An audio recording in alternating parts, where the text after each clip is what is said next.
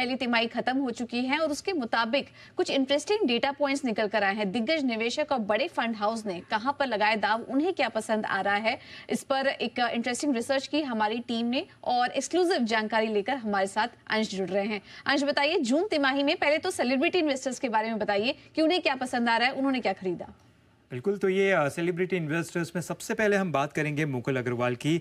यहाँ पे जो नए निवेशक हुए हैं वहाँ पे बात करेंगे। न्यू इन्वेस्टमेंट हुए हैं जेएनके बैंक में, करीबन 1.3% से ज़्यादा का स्टेक लिया हुआ है। तो तत्वा चिंतन में देखें तो यहाँ पे भी 1.3% का स्टेक लेते हुए नजर आ रहे हैं। यथार्थ हॉस्पिटल में देखें तो यहाँ पे लगभग 1.1% का स्टेक लेते हुए नजर आ रहे हैं। अब उन स्टॉक्स की बात करते हैं जिसमें कुछ चेंजेस हुए हैं।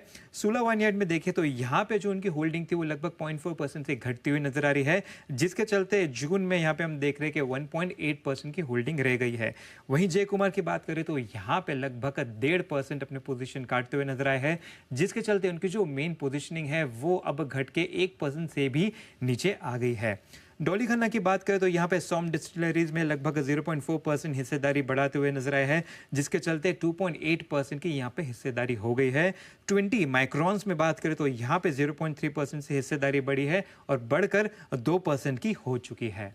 आगे बढ़ते हैं और बात करते हैं मधु संकेला की। अगर यहाँ पे इनकी हम होल्डिंग देखें तो वेरी एनर्जीज में हम देख रहे हैं कि हिस्सेदारी पहली बार 1% के नीचे फिसलती हुई नजर आ रही है। वहीं अगर आशीष कचोलिया की बात करें तो गुजरात अपोलो में लगभग 1.1% हिस्सेदारी के साथ एंट्री लेते हुए नजर आ रहे हैं। तो ज्योति स्ट्रक्चर में हिस्सेदारी जो है वो 0.6% से घटाकर अब टोटल कुछ 1.4% की हो गई है।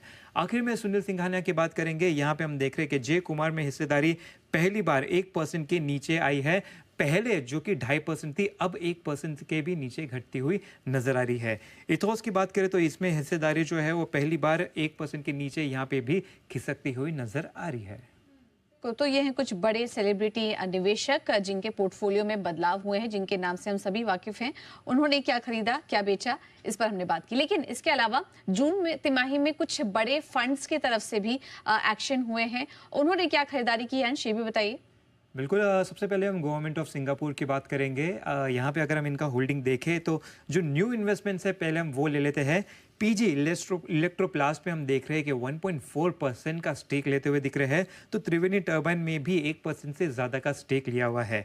बिरला ग्रुप की बात करें तो यहाँ पे नए इन्वेस्टमेंट के तौर पे अपोलो हॉस्पिटल नजर आ रहा है, 1.1% का स्टेक लिया है। केपीआर मिल में 1% का लिया है। तो आरबीएल बैंक में 1.3% का स्टेक लिया है। गोल्डमैन सैक्स की बात करें तो यहाँ पे होल्डिंग में क्या बदलाव हुए वो मैं बता देता हूँ। यहाँ पे अगर हम गोकुलदास एक्सपोर्ट्स में देखें तो यहाँ पे लगभग 0.5% की बिकवाली हुई है, जिसके चलते इनकी जो होल्डिंग है वो एट प्रेजेंट 5.3% की नजर आ रही है। ट्रांसफॉर्मर्स और रेक्टिफायर्स में बात करें तो यहाँ पे 0.7% घटाते हुए नजर आए अपनी पोजीशन, जिसके चलते टोटल पोजीशनिंग इस वक्त 2% की नजर आ रही है। चलिए, तो ये हमारी एक्सक्लूसिव रिसर्च है कि दिग्गजों की तरफ से कहाँ निवेश निकल कर आया है और ऑफ कोर्स फंड्स की